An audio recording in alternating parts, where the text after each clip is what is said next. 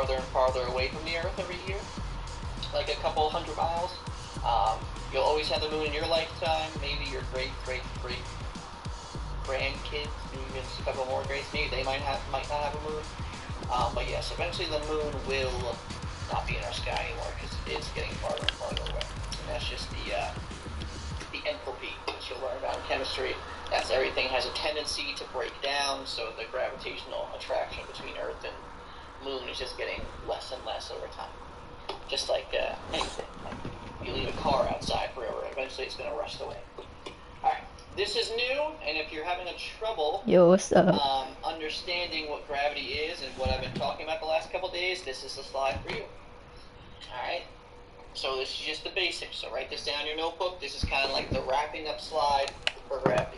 Alright, the bigger something is, the more gravity it has. Okay, Jupiter has more gravity than Earth. Earth has more gravity than the moon. The moon has more gravity than Pluto. Okay, Pluto has more gravity than you or I do. And then we have more gravity than, like, our phones. Alright, and the sun, which is a million times the size of Earth, has much more gravitation than the Earth does, which is why everything revolves around the sun and not revolves around the Earth, okay?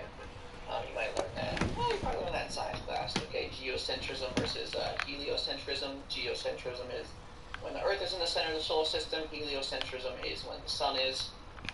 Obviously, when we thought that the Earth was the center of the solar system, we didn't understand physics like we do now, and obviously that's not possible for something that small to have everything revolve around. It needs to be huge, which is why we now know that the sun is the center of the solar system, because it's the most massive thing in our solar system, so everything has to revolve around that. Okay?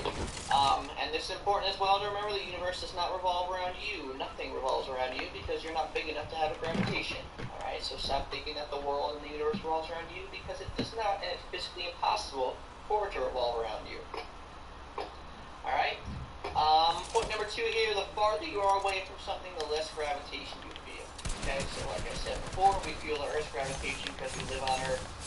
Mars, Venus, Mercury, the Sun, all the other planets are pulling on us, but since we're so far away, we don't feel them. Okay, if you looked up in the night sky last night, Jupiter and Saturn were about maybe an inch away from each other in the sky. Very cool. They're gigantic planets, but they look like this on the sky, in the sky because they're so far away.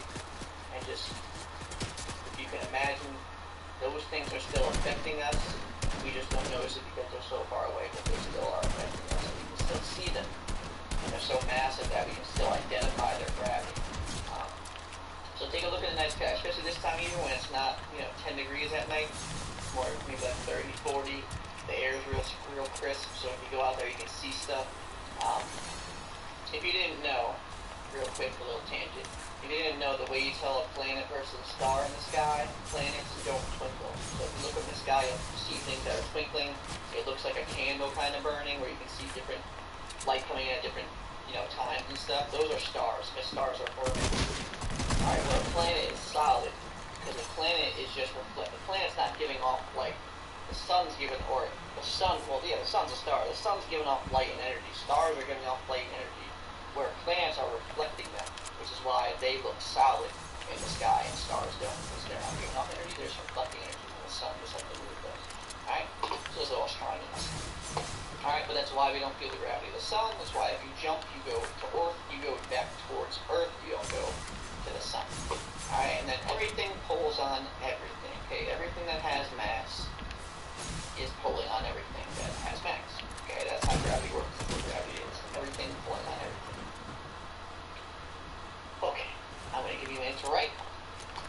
I need a sip of water. I'll check on you in a minute. Make sure your hole's back.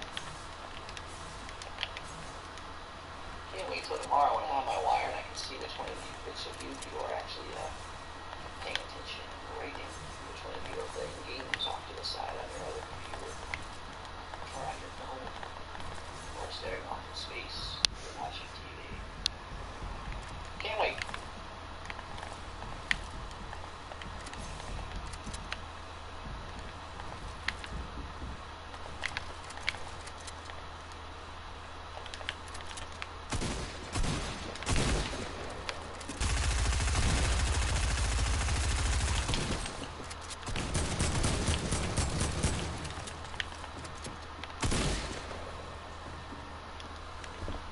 Nick, I was trying to look at your comment. You made me die. Good stuff.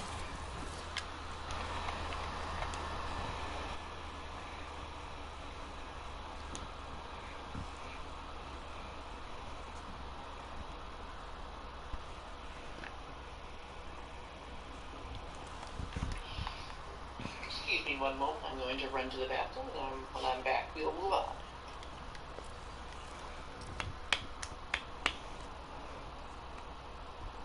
I'll win this arena game for you, Nick.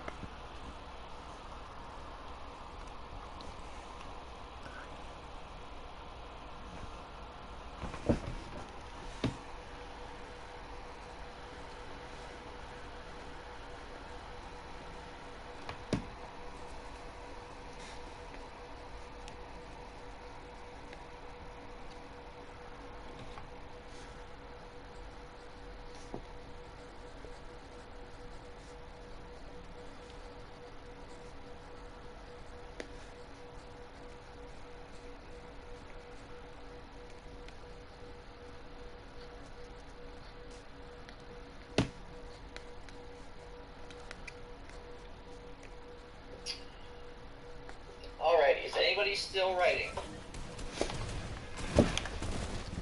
If you are, just wave at Miss Snap or put it in the chat or you can raise your hand, then when I hear the little boop, I'll know.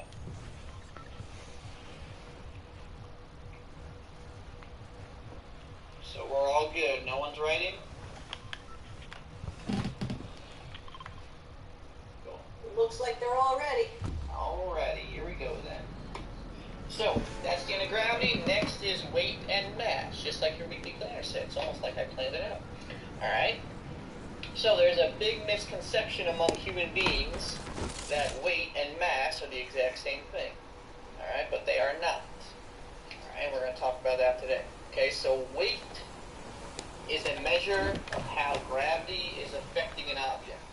Okay, so if we're talking about you, your weight is how much gravity is affecting you. Okay?